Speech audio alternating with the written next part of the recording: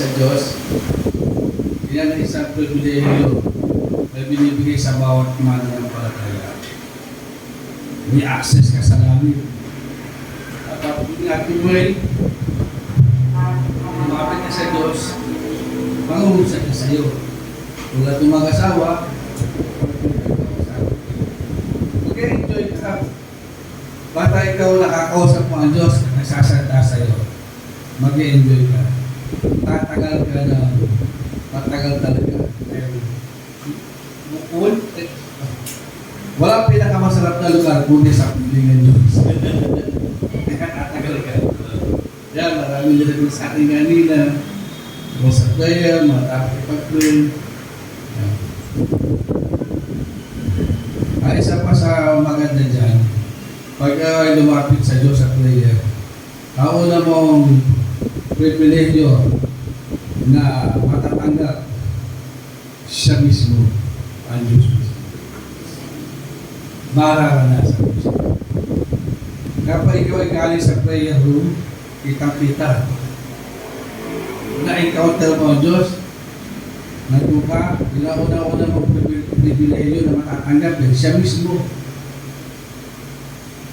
Mararanasan mo siya. Pagdating mo sa prayer room, paglabas mo, wow, naglilingling. Nagkukulo. Ayan. At sumunod, pag naranasan mo ang Diyos, God sa God of order. Pag tumahan siya sa'yo, naranasan mo siya. Lahat ng hindi nakaayos sa katawan mo, iaayos mo. Kaya maraming pribilehiyo sa prayer. Napakasarap. Kaysa kung saan ka magbabad sa Kanya, pag naranasan mo siya, makikita ng tao na galing ka sa trono ng Diyos. Ayan. Ngayon, ito naman. Why do people sometimes hindi na pwede tuloy ng mga pamilya? Yung lalagyan ng mic, speaker, tsaka ano mga tawag dito, online. Meron kayong problema mamaya. So, why do people sometimes collapse in the presence of God? Nagsira naman ito. Mamasahin ko ng tuloy. Revelation 1:17. And when I, John, saw him Christ, I fell at his feet as dead. Baka nakikita lang ito. Pag pinipwede mo siya, hindi pa ka na-dedehans. Ikaw mismo, nakaranasan mo. Pero ako tinanggap ko si Jesus bilang pagligtas. Hindi pa kami nilelehans. Nung sinabi ko, Lord, ang maranasan. Pagbagsak ko, lahat parang domino eh. Lahat ng tilma ko, bagsak ko. Lumapit lagi sa akin si Alice. Ginawakan yung ulo ko. Kung may bukol o may ano. Kasi dinig na yung lagabok eh. Boom! So, semento eh. Semento. Wala pa nag-reas nun. Naranasan mo talagang nakatipa akong ganyan, no? Pagsakan yung mga tao sa akin, hindi ako nasasaktan. Wala akong nararamdaman. Nakatipa akong gano'n nun. Nung naranasan ko talagang nagbago lahat sa buhay. Ayan. Ito yung sinasabi na, and when I, Joe, pagka nagkaroon ka ng personal encounter sa Diyos, naranasan mo siya.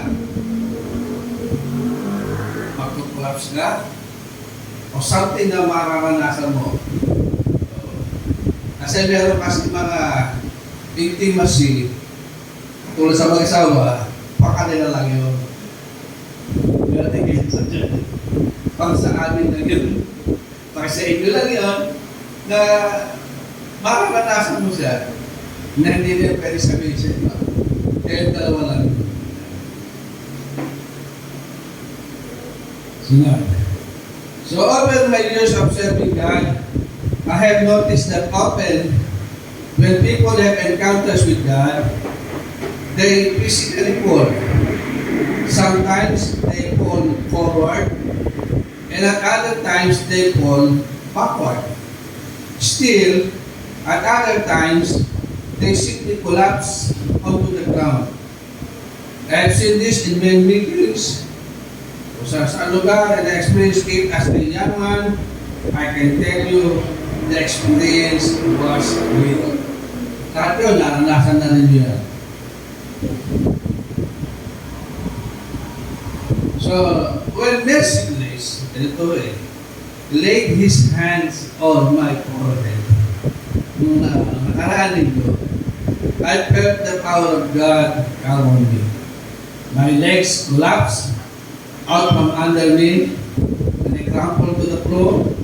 I could feel the power of God radiating from end of my body to other end. Mismo ang doktor na bumuhay. Tayo kasi, namubuhay tayo sa spirit world. Spirit world. Hindi lahat ng sakit galing sa natural world. Lalo na ngayon, naglipaan na demonyo.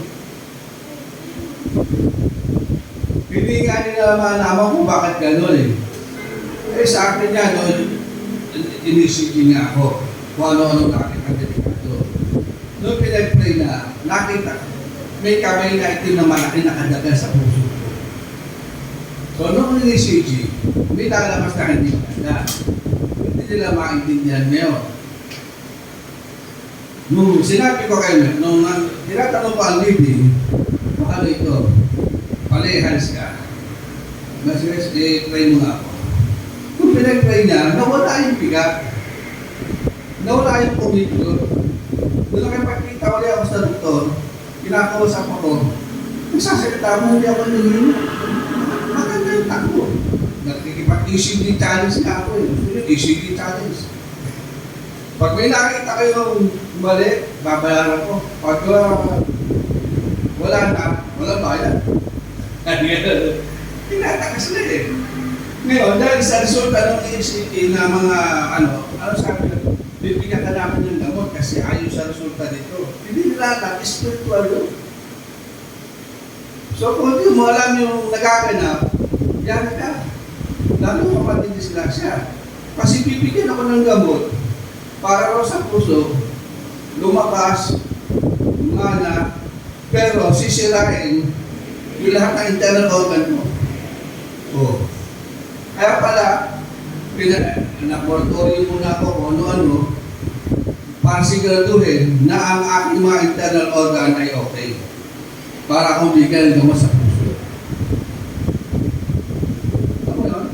Paano mo yan?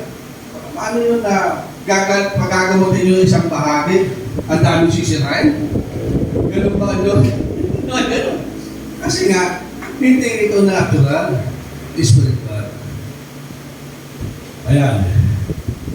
Kaya nung nilehans, wala. Tapos nung makalawa, nagpa-ECG na ako. Kaya nung nilehans ako dyan, nung umangat ako dyan, alam kong magaling na ako. Completely healed na ako. Nagpapalakas ng physical. Kaya lang, iginagalaw ko rin yung lahat ng pananampalataya ng iba na sumusunod din ako kung ano yung sinasabi ng doktor, kung tama naman. So, naginitay ako ng clearance. Para makakasabihin nila na, pwede ka na ulit mag-bike, pwede ka na ulit mag-exercise. Yung Sabado, exercise na eh. Kasi ramdam ko eh, pag umakit ako sa first floor, dapat diretso ng second floor, wala akong hingal. Pag hiningal na ako, kulang na ako na sa exercise. Alam ko yun eh. Magpapay ko niyan. Isa ko niyan, 3 times a week ulit. Ikot 5 times, 3 times a week. Makita mo, wala yung hingal ko. Diretso na rin ang panik. Kaya wala pang clearance. So, gano'n lang nangyari ko. Tapos, nung ang daming mga nangyari sa akin mo, ang ano dito, pagka na-encounter mo ang Diyos, nilehas naman noon din na-encounter mo siya, siya ang mag-aayos ng mga bagay na hindi nakaayos sa iyong katawan. Kasi ang trabaho ng salita ng Diyos, pagka narinig ninyo, anong mape-benefits mo sa salita ng Diyos? Pag narinig mo, tinuturo dito, sabi lang, and you shall know the truth, and the truth shall make you free. Palalayain ka sa mga hindi katotohanan na nasa iyo. Yan ang Word of God. Palalayain ka. Pero yung mga bitterness, hatred, sakit, gagaling ka dyan through sa pamamagitan ng personal encounter mo sa Diyos, sa Holy Spirit. Kaya napakahalaga sa ating sa praise and worship na maranasan natin ng Diyos. Kaya nga nung araw, pagkatapos niya, hindi pwede na hindi tayo mag-worship at maranasan. Mag-worship pa ulit tayo. Dahil hindi magiging sapat yung pag-attend nyo dito na hindi mo naranasan ng Diyos. Dahil ang Diyos, kung dumating ka rito na may hatred ka at napuspos ka, uuwi ka, nawala na yun. Hanapin mo ngayon yung kagalit mo, papasalabungan mo pa yun ng Jollibee. Dahil galing ka sa Diyos eh. Na-encounter mo eh. Hindi na problema ng mga iba, nang malaya ang Holy Spirit. Kung ano nangyayari, pagdating dito, hindi pa nabate, pag uwi, dumoble yung problema. Hindi kagaling na rin dito. Kasi hindi nakakakilos ang Holy Spirit, hindi natin naranasan. Kaya napakahalaga yung buhay ng bawat isa. At alam naman namin kung ayos kayo. Dahil nakikita yan sa countenance. Nakikita yan. Eh dito nga magkakamakan at sa tayong pamilya. Talagang mag-willing, lumapit ka rin na mag-willing ka rin na gusto mo magpaayos lahat ng mga hindi dapat na nasa akin, tanggalin. Bilin ko na skin or bilin. Mga humahanda para maranasan ko siya. Go. Tanggalin ko. Ano man ang meron, hindi mo nung nasa akin, sabihin ko agad. Ay nako, sabi sa inyo, maranasan yung prayer na walang hadlang. Talagang pag nakapag-usap ka sa Diyos, titindig ka. Kung isang beses nanood kami, Joseph. Yung si Joseph, meron siyang direct na communication sa kanya. Nalalaman niya nakakapag-interpretation ng dream. Pag nasa iyo ang Holy Spirit, nasa iyo na lahat. Kasi ang Holy Spirit ang pinanggagalingan ng lahat ng gift. Kaya nga sabi ni Pablo, desire all the gift. Paano yung pag nasa iyo ang Holy Spirit, sa anumang pagkakataon na may kinakailangan, nagmamanifest ng gano'n, at ikaw lang ang nandoon, di kayo laging willing, present, available, ikaw ang makakalanas ng lahat. Dahil palagi kang absent, tapos nung isang linggo nagpuspos, wala ka, wala naman. Kaya napakahalaga dito sa ating yung presensya. Kaya kasi nasabi ko, kung walang presence sa song, ang tatagat ninyo, papalitan agad. Para hindi masasayang yung punta ng tao. Kumpleto pag-uwi na set sa Word of God, kung ano man meron sa loob, na ayos ang Holy Spirit. Hindi ko pwede, wala simple pwede mag-ayos ang buhay ng pagbawat isa sa atin ng Holy Spirit lang. Yung sama ng loob sa ito, hindi ko pwede tanggalin yan. Ang Holy Spirit lang yan. Yung sakit, ang Holy Spirit yan. Yung mga bandages, hindi matatanggal na basta Word of God lang yan. Dahil ayon sa Isaiah chapter 10, verse 27, by the anointing, the yoke will be broken. Sa anointing na be-break, kaya pag dumating ang presensya, napuspos kayo, ano bang bandage, ano bang meron ka, wasak yan, uuwi ka ng mag-aaral, na-encounter mo ang Diyos. Yan ang problema, pag hindi mo na-encounter, wag ka kayong patayan. Kahit tapos na, at hindi ka kontento, lumapit ka. Gusto ko po magpapuspos pa. Kulang. Pwede po bang ipag-pray pa ako ulit? Aba, bakit hindi ka ipag-pray? At laying hands para mapuspos ka. Yun kaya tayo pumupunta dito sa church. maging maayos lahat. At yan, ay sa pamamagitan ng anointing ng Holy Spirit. Tayo, tagapag-deliver lang ng Word of God. Pero talagang magkaayos ng bawat buhay natin. Kaya Holy Spirit, ang anointing. Kaya tayo ay lagi na sinasabi, prepare, magsabado, huwag kayong magpuyat, huwag kayong magpagod. Ihanda nyo pagdating ng Sunday, yung lakas ninyo, huwag kayong mali. Bago ang Sunday, magpupunta kayo sa bahay nyo, para kayo dating dito, corporate anointing. Makita nyo, walang pupunta dito na hindi papalit. Kasi naranasan ng Diyos. Pero pag pupunta dito, hindi nila naranasan, ganun din. Ngayon, iba na, hindi lang basta magagandang church, sound system, makaling magtulog. Hindi ba wala yan? Kung wala, ang ano, wala ang wala. Walang mababago. So, ang pinakamahalaga, yung mapuspos tayo pag dumating dito, prepare tayo. Lord, kahit ako nito nagpupuli, send ka. Huwag ka matalala, huwag sa kanya. Ako nakanasan ko na yan, tumama sa simento. Napuspos ako. Siguro din, wala yun na Holy Spirit, baka ikaw lang.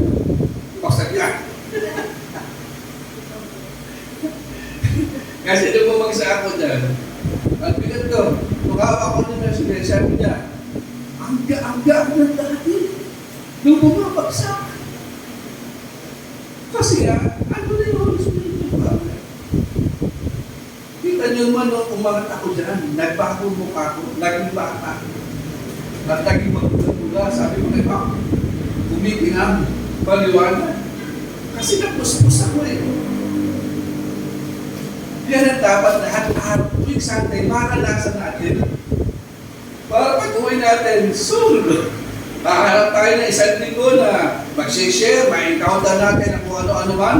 Ready tayo dahil tapos-tapos tayo. Kasama natin ng Diyos. Meron tayo ipag-testimony. Bukay ang Diyos. At pag naranasan mo ang Diyos dyan, saan ka man magpunta, at tininig mo sa Kanya sa pamamagitan ng panalangin, kikilos yun. Kaya yung pinatay yung hallelujah, lagi ako kumakat ng ngayon. Kaya nung kayo inisiti ulit, nung ako'y nakahiga na, nung kami umakyat, kasama kami ni Paula, wala ko naramdaman eh. Hanggang sa tumakay kami doon, ano yung sunod pa ko eh. Ano nakita ko yung nurse, may pinubok.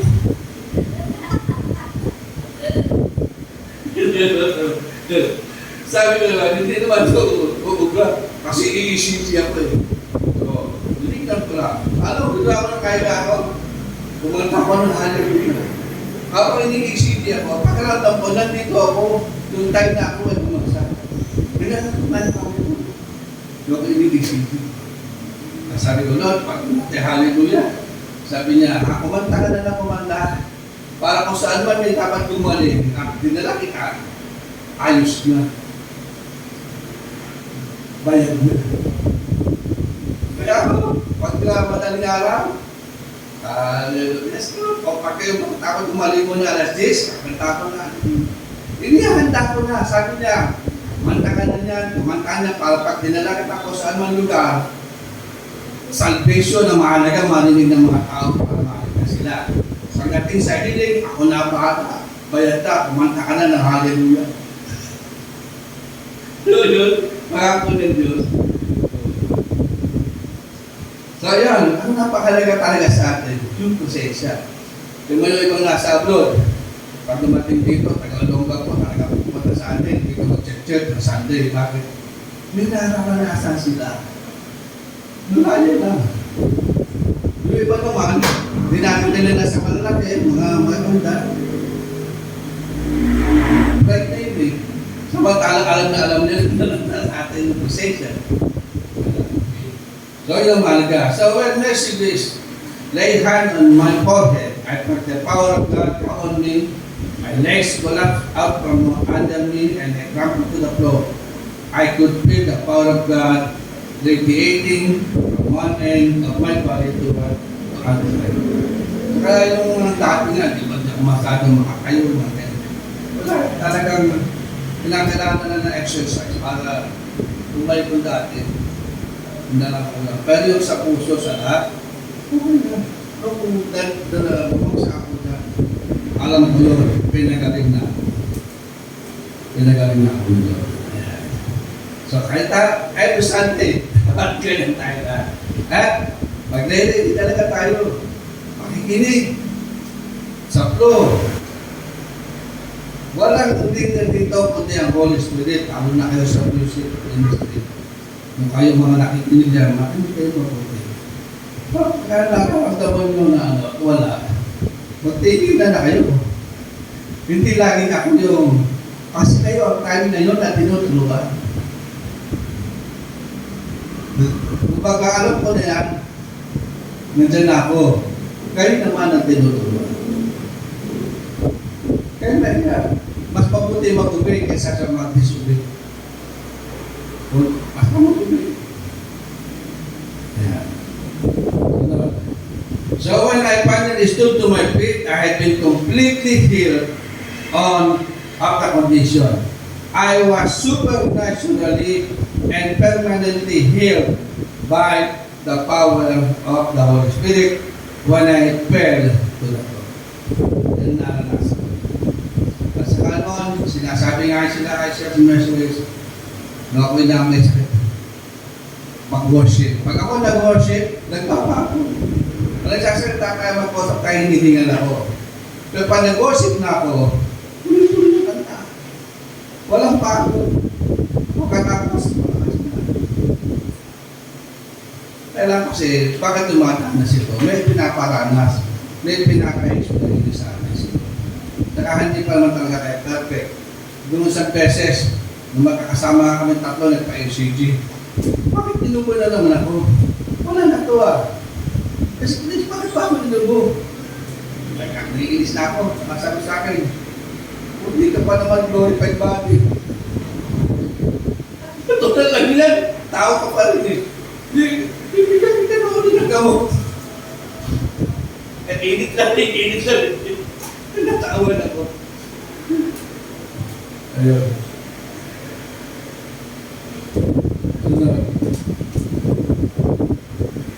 So the Old and New Testament tell of those who fell to the ground when they encountered a strong presence of God. Kahit nagsusulong sa ba, maranasan mo talaga. Iayaligin ang kwarto mo yan. Pintuan na. Hindi lang bahay mo, pati kapit bahay mo. Kasi pag strong ang presence ng Diyos sa mga mo, iayaligin. Naranasan ko yan. Sa bahay na yan. Nagdadasal ako. Sabi ni Martin, kapit bahay. Lumilin doon. Ay, nagpipay pala siya. Sumul na rin siya. Maapektuhan niya, pati kapit bahay, pati kapit mato mo. So in the Old and New Testament, tell of those who fell to the ground when they encountered the strong presence of God. Genesis 17:3 records that Abraham collapsed when God spoke to him. Prosesya ng Diyos yun. Nag-collapse. Ano ba? Joshua 5:14-15 tells us that Joshua collapsed this day when he experienced the presence of the Lord. Kaya kahit sa private prayer, huwag kayo pumayag na hindi lumamanas. Alam nila kung paano pumasok, ibinigay sa akin kanina. Bayad na. Meron tayong chief high priest na nandun na tinanggap yung dugo. Kaya hindi na tayo dapat matakot. Samantalahin natin ang pagkakataon.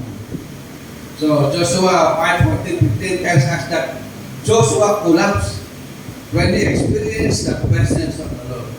Gusto nyo bang makita yan sa Biblia? Joshua 5.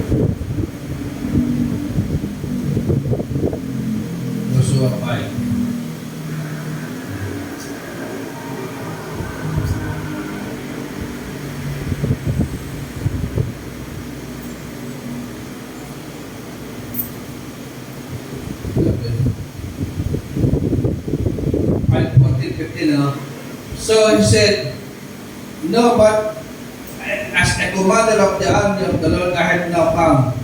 And Joshua fell on his face to the ground and worshipped, and said to him, why does my Lord say to his servant?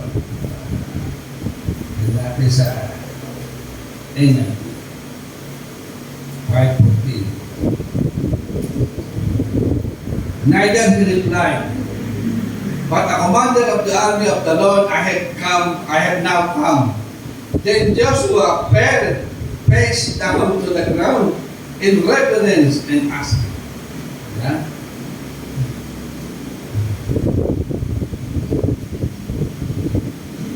Pagka na-encounter mo, sa Ezekiel 1:28 and 3:23, say that Ezekiel collapsed when the glory of the Lord appeared to him. Daniel 8:17 and 10:15 state that Daniel collapsed on the ground when he encountered the glory of God.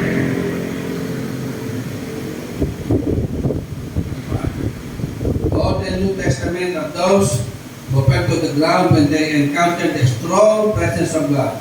Matthew 17:6 records that when God's glory was manifested to Peter, James, and John, all of these men collapsed to the ground. Nag-level up tayo ngayon. Kaya mga susunod na worship natin, kakaiba na. Malinis lahat. At saka talagang, ano na ha? Totohanan na. May kakalpit na sa'yo. May kakalpit na sa'yo para kay minister. Pag ikaw ang nagiging dahilan, bakit hindi makakalo? May na ha? Tama na yun. Yun naman eh, para rin sa kanya. Para ka maayos siya. Ibiminister siya. Kasi ganyan kami nun. Hindi makaklo. Bakit ka ganon? Adre sa kwarto. Pagtutuloy ang church, puspos ang church.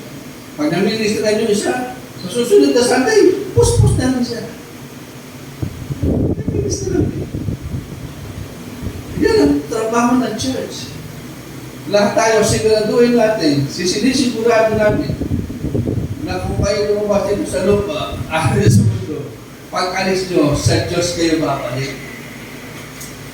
Kaya, huwag na matigas sa bulo.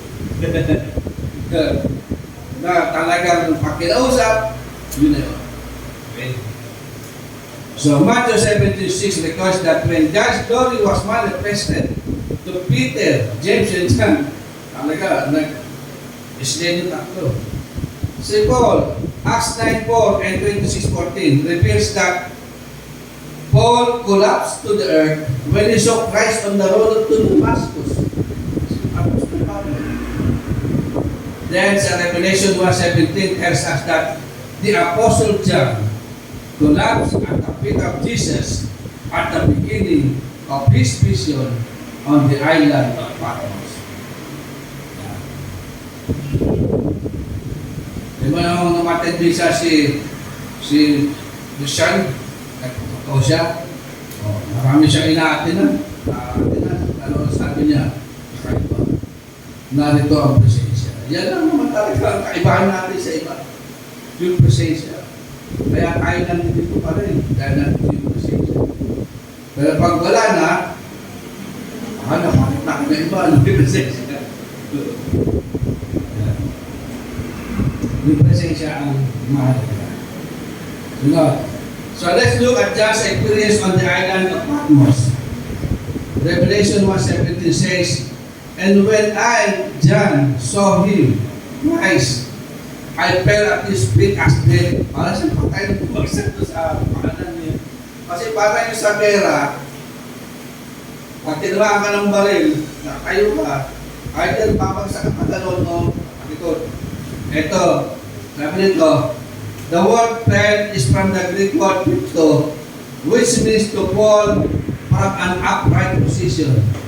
It is used occasionally to describe those who fall in battle, which of course could mean a falling forward or backward or crumbling to the ground.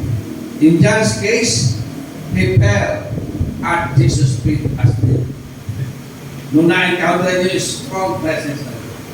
Pero yung sinasabi kanina sa tinutuloy ng Siskora, nung panahon na hindi pa namamatay si Jesus, takot na sila. Dahil pag nagkamali sila, may klembang, patay, hihilahin na lang yun.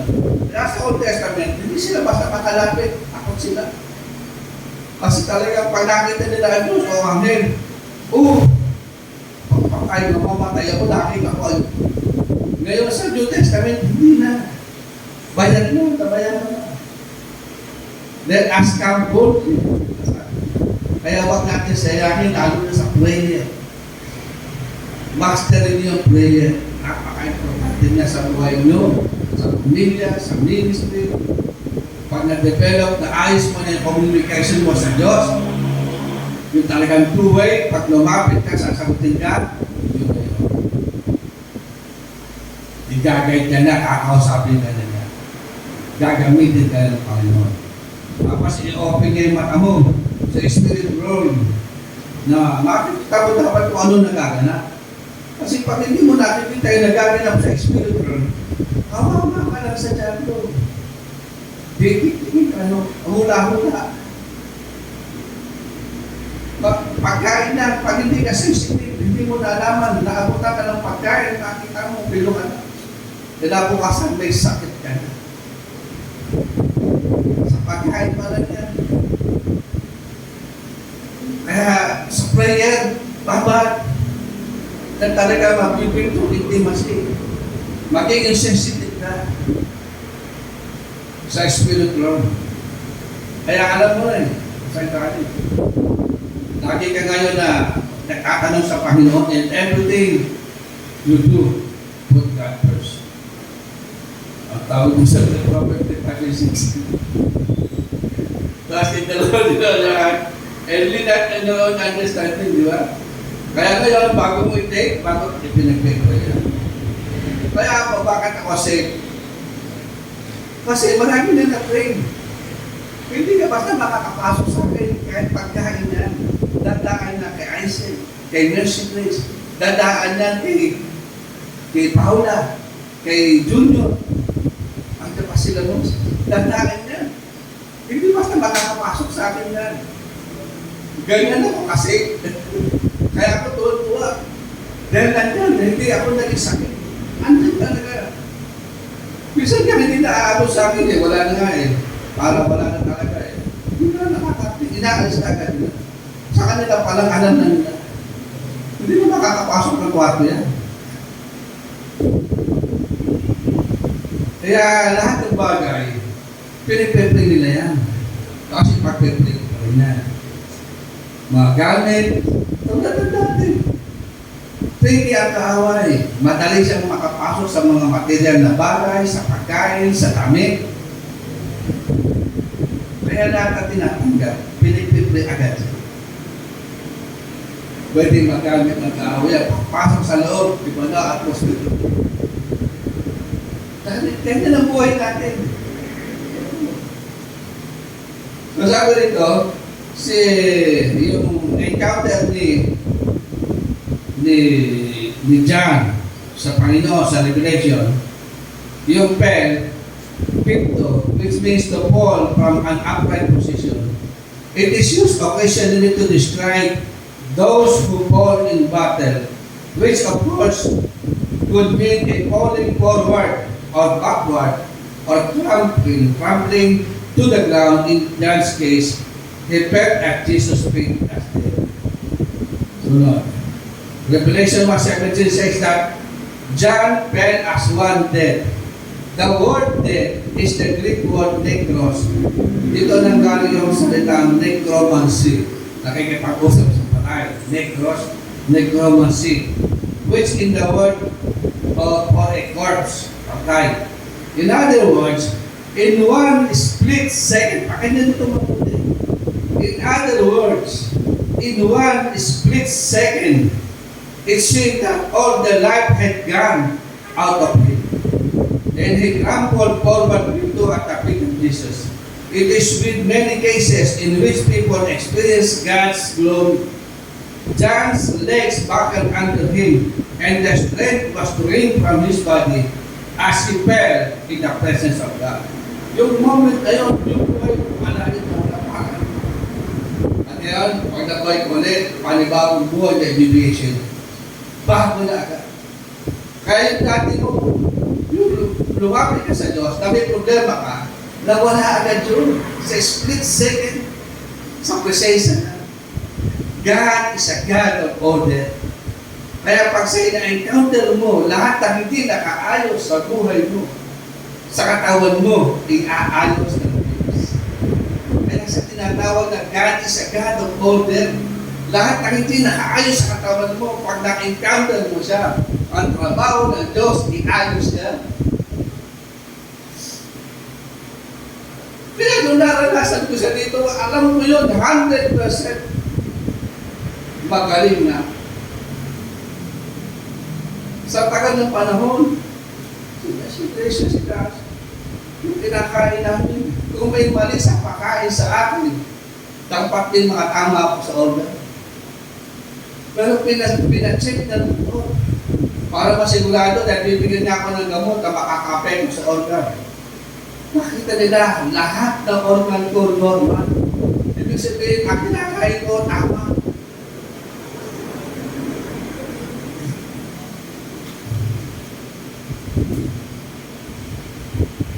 Nagtsaga. Wala talagang lasa. Alat, wala nang mapapala. Kaya ako tuntuan sa pagkala, kasi doon kami kakain, makakapin ako ng walang-alat. Sasawan. Kayo karikari gulay. Lagi may alam mo. Ayun, nakakakain lang pala medyo may lasa-lasa. Pero sa bahay, split tama nila. Talaga, papanasin. Kaya naman yung internal organ ko, normal lahat. Kaya tama. Kaya ulitin ko sa inyo, lahat ng sakit, hindi nagaling lagi palagi sa natural na cause. Lalo ngayon, nagday pa anak, maging sensitive. Kasi kayo, pag hindi nyo alam na yan galing sa kaaway, ipinasok kayo ng ospital, paglaban nyo, diretso pa rin. Kasi kakabutin ng doktor yung hindi nila alam. Saan? Bibigyan na, hindi naman talaga kayo ng problema. Kaya mag-sensitive. Ayan. Sabi nito, sunod. So if you hear of someone crumbling to the floor in the presence of God, don't be too surprised. There are a lot of scripture examples for people falling or collapsing when they come into contact with God's supernatural power. I advise you to look at each of the scriptural examples I just shared and search this out for yourself. This calling may not be common even in your church, but it has scriptural precedence, and it still happens. As I noted, it has undeniably happened to me. Kaya pala, yung dahilan eh. Kaya pala ako nagka-problema sa puso eh. Para maranasan ko yun. Wala naman, wala yung pinagsabihan. Nag-worship lang tayo dyan. Worship tayo, worship. Kita ko na, tinawag na ako. Dinalag ako sa unahan. Ako naman, papasakot ako. Hindi lagi ako. Papasakot ako. Pinahirap ako ng nanis. Pray. Tapos, pinatay yung hallelujah, switch na. Sabi, pantan. Yung obedience. Antindi. Alaga naman. Katitila ako yan. Lahat tayo dapat every Sunday. Ganyan ang maranasan natin dito natin. Para uuwi tayo, kumpleto ang hiling, kumpleto ang natanggap natin sa Diyos. Kaya pagdating ng isang linggo, ready tayo to fight. Prepare for battle. Equip. Equip.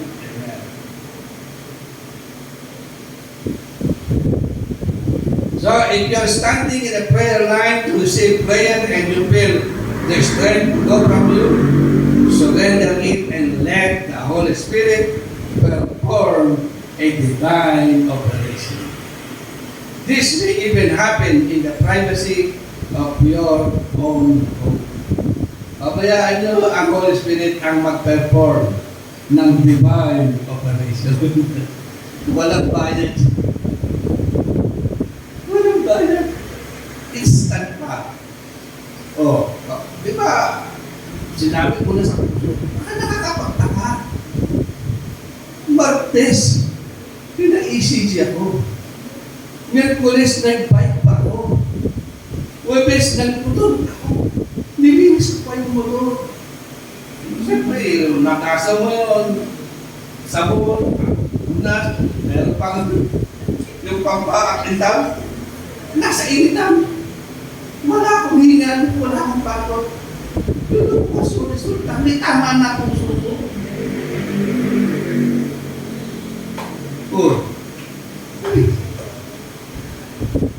Hindi nga ito. Tapos pinakadaga ng itim na kamay. Ito yung mga layers mo. Tatanggal. Wala kang hingan. Tapos kami ginawa, akin naman ako sa LBM. Alas 10 na madaling araw. Hanggang alas 8 ng gabi. Ano sinabi niya? Walang dapat ako hindi yun. Sa kumain ako, sunod-sunod ka sa siya. Bawal akong bumabado ko. Ako bumabado ka. Talagang may hilo ka na. Para kami laglag, may tanaw nila. Ang dami ng mga problema mo. So, hindi naman nag-pray. Lord, bibigyan ko siya ng grace. Pag ibinigay ko ito, tigigil. Inom ko, stop talaga. Tigil. Tigil agad.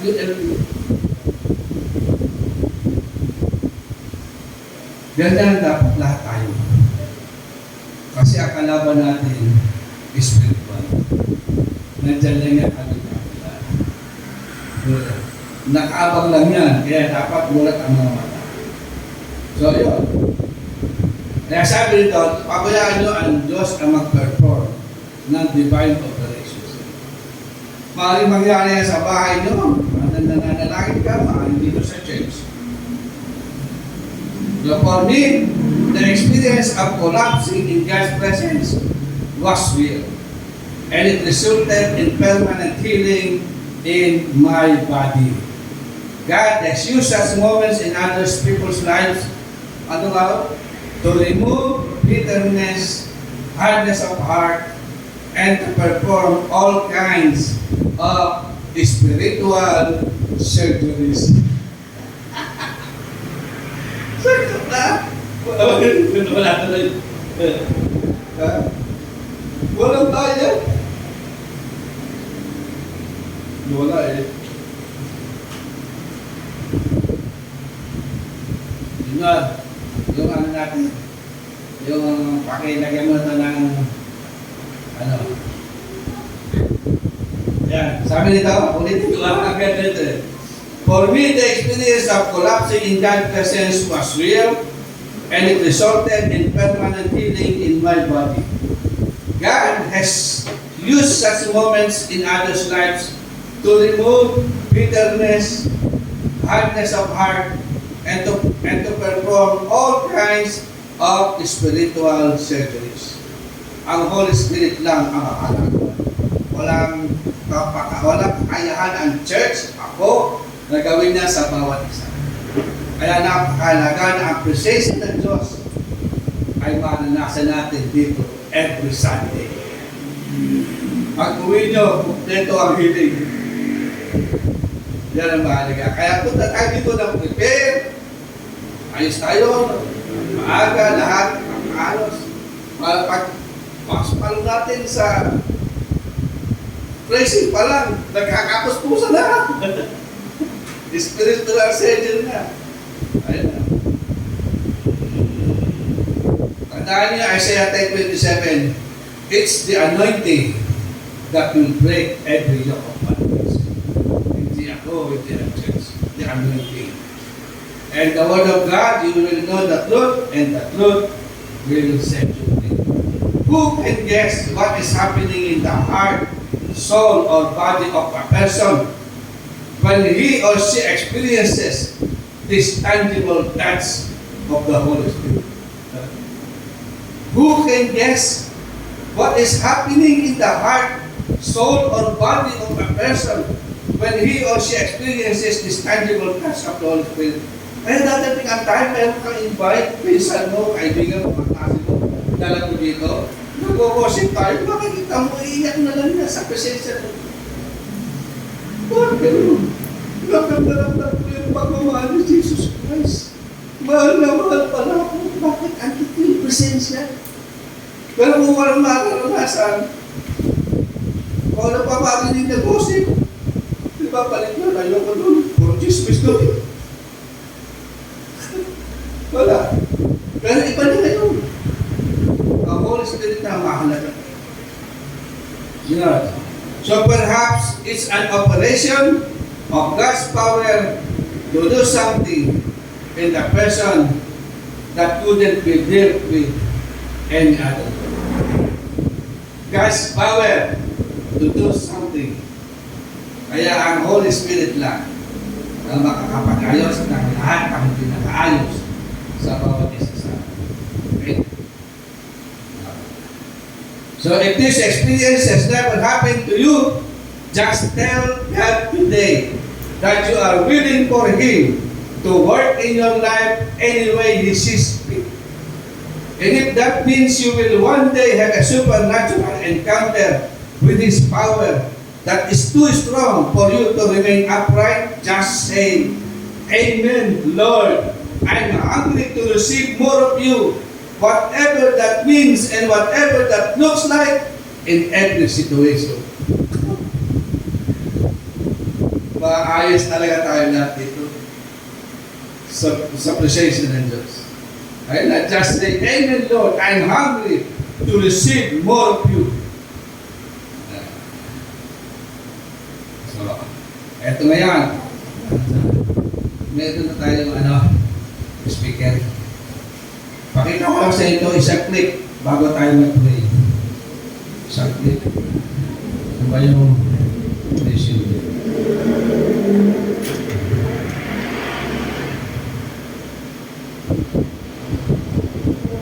Dito, ito yung sinabi na dito.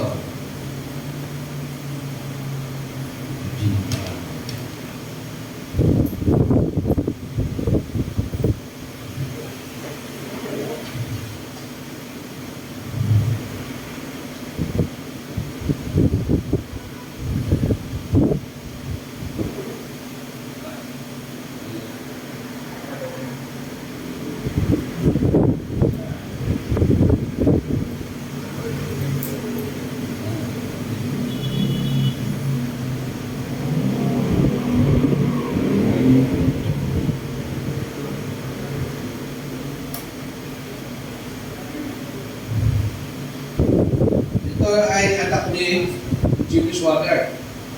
Siya na yung ginagamit niya doon sa Catholic Church. Yun yung kanyang message.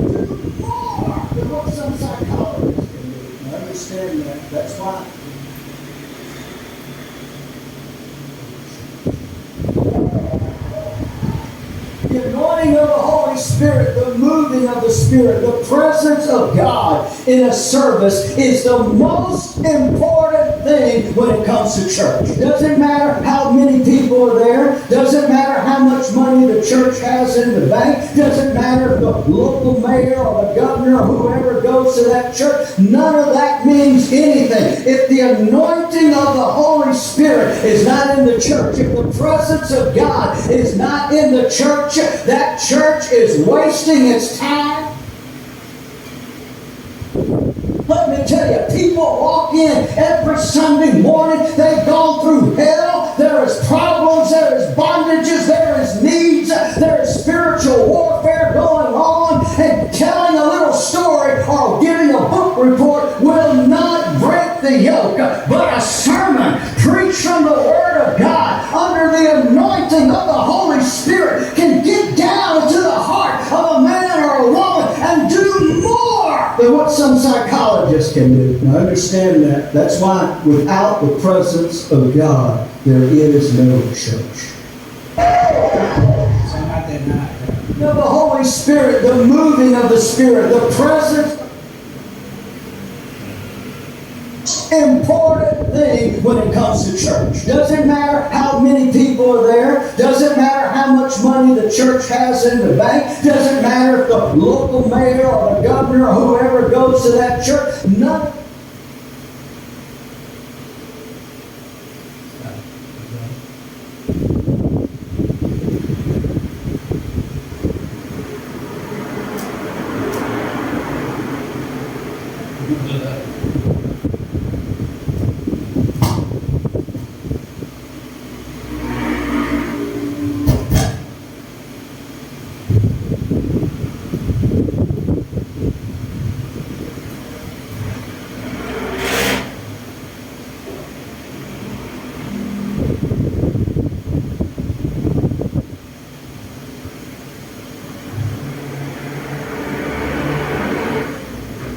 Means anything. If the anointing of the Holy Spirit, the moving of the Spirit, the presence of God in a service is the most important thing when it comes to church. Doesn't matter how many people are there. Doesn't matter how much money the church has in the bank. Doesn't matter if the local mayor or the governor or whoever goes to that church. None of that means anything. If the anointing of the Holy Spirit is not in the church, if the presence of God is not in the church, that church is wasting its time. They're not doing anything for people, because let me tell you, people walk in every Sunday morning. They've gone through hell. There is problems. There is bondages. There is needs. There is spiritual warfare going on. And telling a little story or giving a book report will not break the yoke.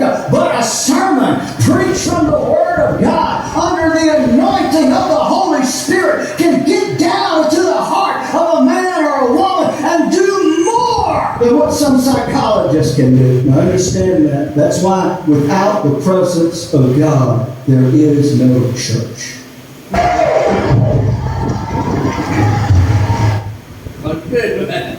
Kasi 1 week preparation kasi yung pagtuturo 1 week yan. So bibigyan ka nito, ayan. Binigay yan sa akin, kasama sa pagtuturo. Tama? Na kung paano ka-importante ang Holy Spirit of presence. Kaya na tayo, iniingatan natin yung mga manunod to, yung buhay natin. Kasi kung wala yan, wala ang church, wala. Ayan. Meron pa ba kayo? Wala yung power to ito.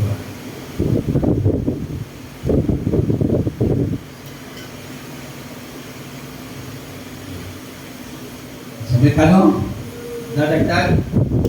So, next Sunday, ready tayo. Mag-invite na.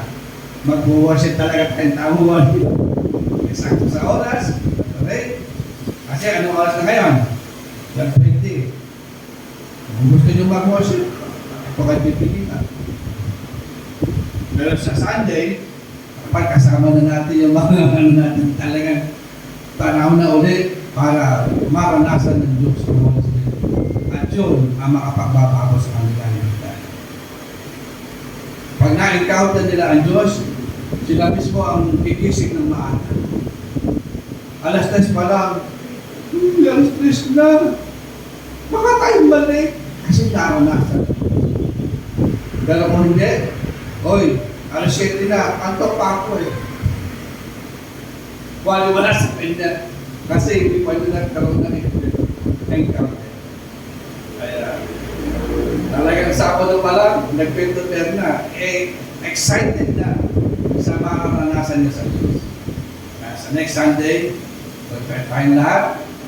Tayo mismo makaranas, makasama natin. So, maliwanag naman ang katuruan sa atin, no? Napaka-importante ng Holy Spirit, ng anointing, ng presence ng Diyos sa church.